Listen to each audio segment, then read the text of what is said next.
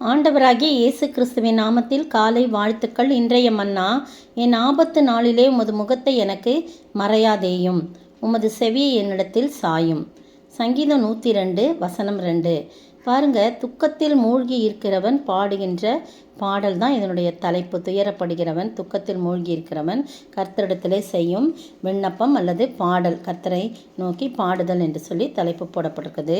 அப்போ ஃபஸ்ட் எடுத்துமே கர்த்தாவே என் விண்ணப்பத்தை கேளு, என் கூப்பிடுதல் இடத்தில் சேர்வதாகன்னு சொல்லிட்டு, எனக்கு ஆபத்து நேரிடுக்குது, நீங்கள் உங்கள் முகத்தை எனக்கு மறைச்சிடாதீங்க, நான் கூப்பிடும்போதே உங்களுடைய செவியை என்கிட்ட சாயுங்க அப்படின்னு சொல்லி, நான் கூப்பிடுற நாளில் எனக்கு தீவிரமாக உத்தரவு அருளுங்க அப்படின்னு சொல்லி சொல்கிறத நம்ம பார்க்குறோம். பாருங்கள், அப்படி தான் நம்ம கூட ஆண்டவரிடத்தில் ஆபத்து நேரத்தில் நம்ம அவரை நோக்கி கூப்பிடும்போது எப்படி, ஆண்டவரே உங்கள் முகத்தை எனக்கு மறைச்சிடாதீங்கப்பா, நீங்கள் மறைச்சிங்கன்னா எனக்கு யார் உதவி செய்ய முடியும், என் பெருமூச்சின் சத்தத்தினால் என் எலும்புகள் என் மாம்சத்தோடு ஒட்டி கொள்கிறதே, வனாந்தர நாரைக்கு ஒப்பானேன்னு சொல்லி சொல்கிறத புலம்புறத பார்க்குறேன். எனக்கு தூக்கமே வரலப்பா, நான் நித்திரை இல்லாமல் வீட்டின் மேல் தனித்திருக்கும் குருவியை போல இருக்கிறேன் அப்படின்னு சொல்லி சொல்கிறேன்.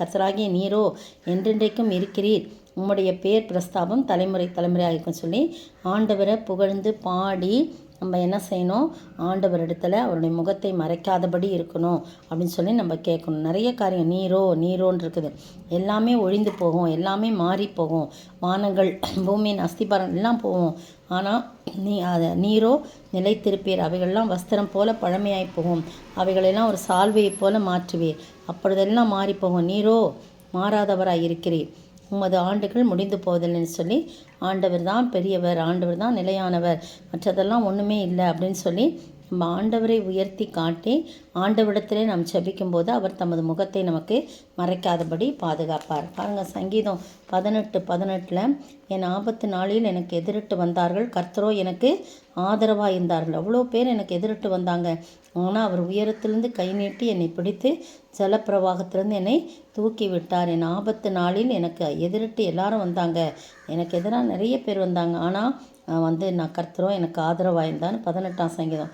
18ஆம் சங்கீதத்தில் பார்த்தீங்கன்னா, கர்த்தருடைய தாசனாகிய தாவீது இந்த பாட்டை எந்த சந்தர்ப்பத்தில் எழுதுகிறாருன்னா, தன்னுடைய எல்லா சத்துருக்களின் கைக்கும் சவுலின் கைக்கும் நீங்களாக்கி விடுவித்த நாளிலே பாடினது என் பலனாகிய கர்த்தாவே அப்படின்னு சொல்லி, என் கண்மலை, என் கோட்டை, என் ரட்சகர், நான் நம்பி இருக்கேன் என்று சொல்லலாம் சொல்கிறத நம்ம பார்க்குறோம். அதே மாதிரி சங்கீதம் 10:1 பாருங்கள், கர்த்தாவே ஏன் தூரத்தில் நிற்கிறீர், ஆபத்து நேரிடுகிற சமயங்களில் நீர் ஏன் மறைந்திருக்கிறீர் அப்படின்னு இதில் 10:1 சொல்லப்பட்டிருக்கு. அவ்வப்போது தம்முடைய முகத்தை மறைக்கிற மாதிரி இருந்தாலும் ஆண்டவர் தாவீதை கைவிடவே இல்லை, தாவீதை சத்ருவின் கையில் ஒப்பு கொடுக்கவே இல்லை, சத்ரு அவனை கொஞ்சம் கூட தொட்டு சீண்டி பார்க்குறது கூட தொடவே விடலை. அந்த மாதிரி சந்தர்ப்பம், சூழ்ந்து கொள்கிற சந்தர்ப்பம்லாம் வந்தபோது கூட மறைக்கப்பட்டது போல் முகம் இருந்தாலும் கர்த்தர் என்ன செய்கிறாரு, அதிலேருந்து விடுதலையாக்கி அவர் பாதுகாக்க வல்லவராயிருக்கார். அதனால தான் அவன் சொல்கிறான், என் ஆபத்து நாளில் உமது முகத்தை எனக்கு மறையாதேயும், உமது செவி என்னிடத்தில் சாயும்னு சொல்கிறாரு.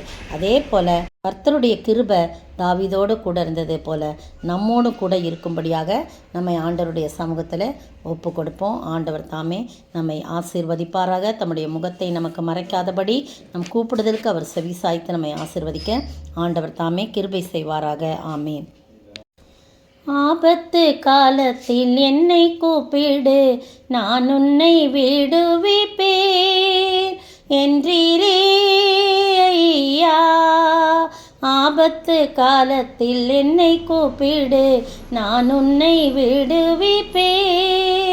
நறுங்குண்ட இதயத்தை நொறுங்குண்ட ஆவியை புறக்கணியாதிரும் நாதா, நறுங்குண்ட இதயத்தை நொறுங்குண்ட ஆவியை புறக்கணியாதிரும் நாதா. அல்லேலூயா கல்வாரி சிலுவை நாதா, அல்லேலூயா கிருபை தந்திடும் நேசா. துதிக்கிற ஆண்டவரே, துதிக்கிற ராஜா, வாழ்த்துகிற வணங்கிறப்பா தகப்பனே, ஆபத்து நாளிலே உமது முகத்தை எனக்கு மறையாதையும் சொன்னது போல் நாங்களும் கூட கத்தா உண்மையை தான் நாங்கள் நோக்கி பார்க்க முடியும். எங்களுக்கு நீங்கள் மறைச்சிக்கிட்டிங்கன்னா நாங்கள் எங்கள் ஆண்டவரே போக முடியும். அதனால் உங்கள் முகத்தை எங்களுக்கு மறைக்காதபடி நாங்கள் கூப்பிடும்போது உங்களுடைய செவியை சாய்த்து கேட்டு எங்களை வழிநடத்த வேண்டும் என்று கர்த்தரும் மீட்பெரும் ராஜாவுமாகிய இயேசு கிறிஸ்துவின் விலையேறப்பட்ட நாமத்தில் ஜெபிக்கிறேன் பிதாவே, ஆமீன். நேற்றைய பதில், என்னோடே இராதவன் எனக்கு விரோதியாய் இருக்கிறான், என்னோடே சேர்க்காதவன் சிதறடிக்கிறான். மத்தேயு 12:30. இன்றைய கேள்வி: இயேசு 3 நாள் கல்லறையில் இருந்ததற்கு அடையாளமாக எந்த தீர்க்கதரிசி சொல்லப்படுகிறார்? இயேசு 3 நாள் கல்லறையில் இருந்ததற்கு அடையாளமாக எந்த தீர்க்கதரிசி சொல்லப்படுகிறார்?